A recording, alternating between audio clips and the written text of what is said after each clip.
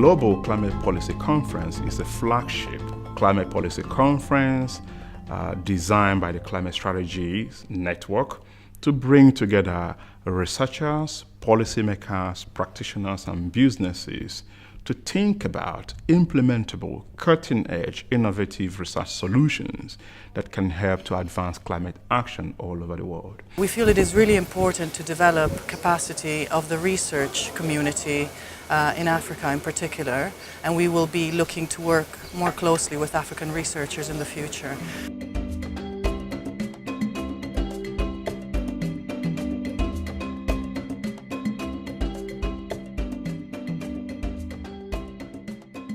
It happens that Dr. Kikwete, His Excellency, is someone who has been engaged at the very highest level in Africa in trying to understand what are the implications of climate change to Africa and what we need to do to tackle the problem. But now he needs to be a climate ambassador, trying to push that idea through to the current government, not only in Tanzania, but across Africa. Climate change is an issue that gets to the very core of our relationship as human beings on the one hand and the planet on the other. No country, no nation can tackle climate change alone. This is truly a global issue, and I'm happy to see such a diverse group of concerned global citizens gathered to deliberate just what can be done, at least in this part of the world.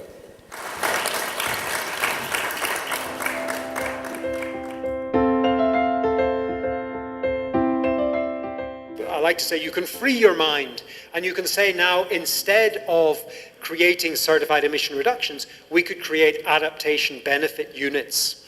And these units don't need to be fungible, which means they don't need to be denominated in the same parameters, the same units. You can have a cook stove project that delivers adaptation benefit units in the form of a household using a clean cook stove for a year. That could be an adaptation benefit unit, and that might cost $5.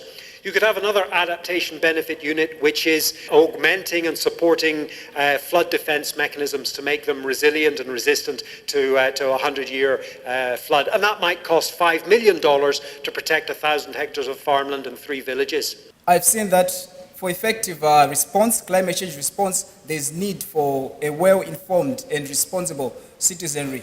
And this can only be effected through education.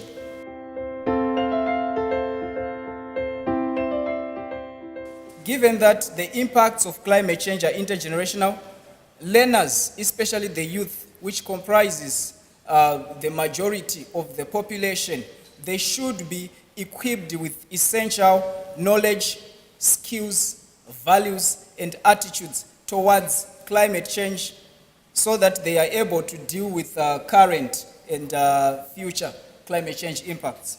Tertiary institutions should also make use of indigenous knowledge system from the community, work with the community, work with people.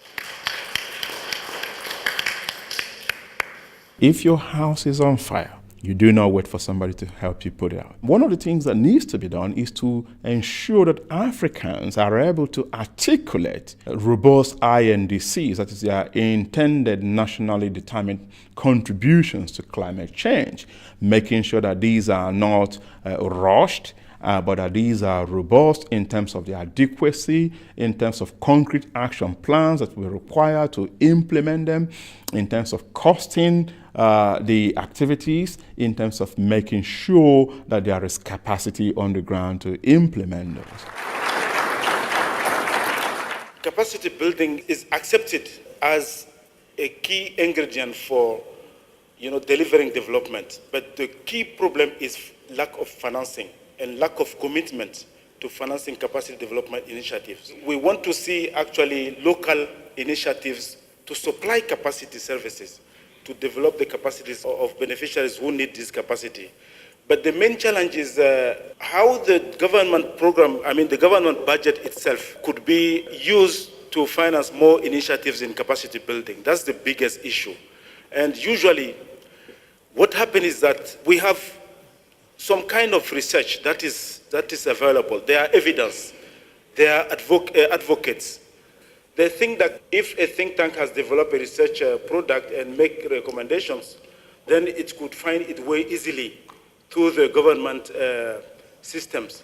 But there is also a huge gap in capacity that needs to be built all through the chain, from policy making to climate modeling to design to monitoring to implementation to assessment to evaluation to climate negotiation, impact assessment, etc., etc. There is critical capacity need gap in Africa.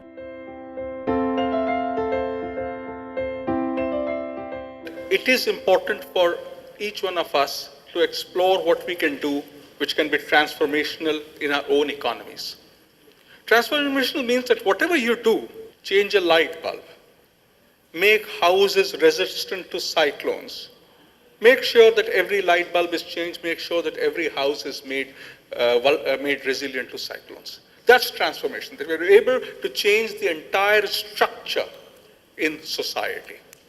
We needed hooks which brought together development actions and climate actions. There are certain things one can do to make the journey a little bit easier. The first one is really have some agreement on objectives. Where is it you really want to go? Second one is to have some foundational things in place like data and so on, so that one is able to get a good feeling of where we are today.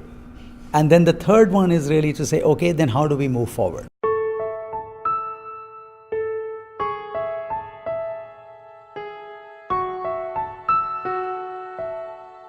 Your 6 bullet points, please.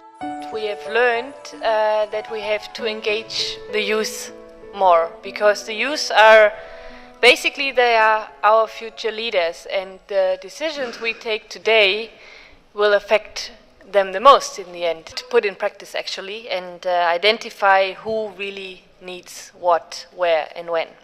But also education for the grassroots, how to access the different opportunities we have for climate finance mechanisms. There's need for formulation of specific capacity building needs of each country.